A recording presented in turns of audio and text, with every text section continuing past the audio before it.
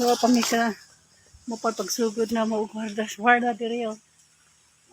Nasaging na mo maabot pa.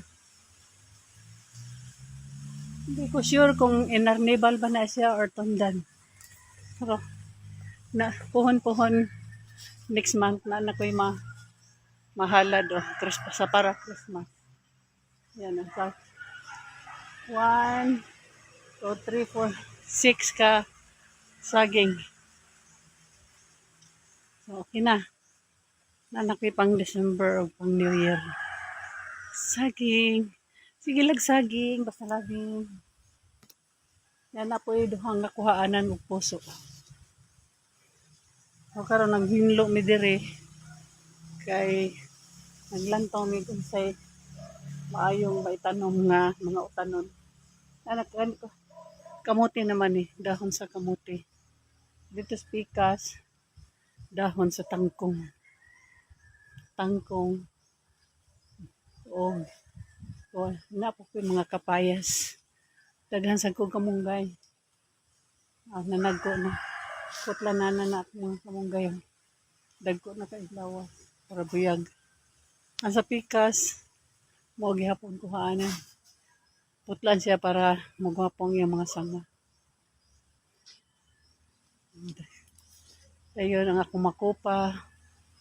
O ang akong lansones na bagong gitanom dagko na. Guabano. Akong pandan akong pandan daghan nagsanga. No. Pandan na siya guys. Koy makupa.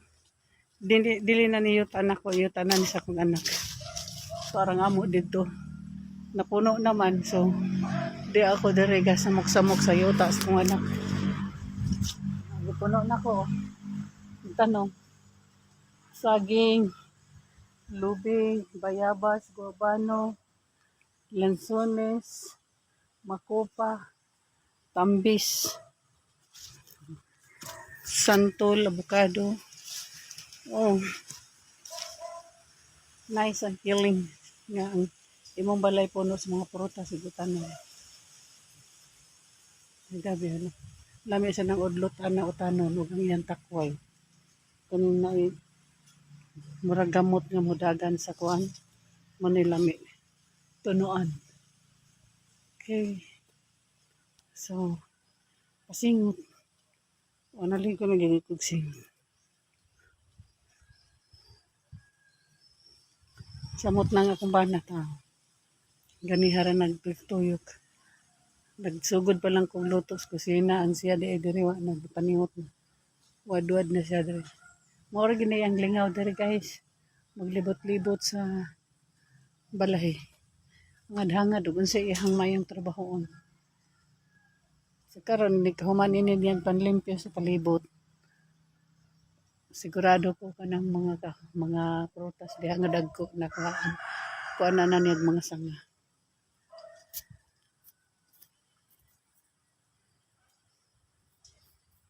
Saging. Daghang saging para buyag ka para karong December ug New Year. Kung mamunga ni tanan sana all. Sana all.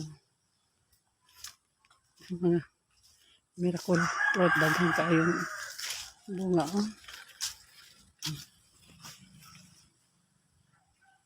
Asa isilaw duha ito pinagpapaduha upat kaya ang usa diri sa kuan nahug siya nabuak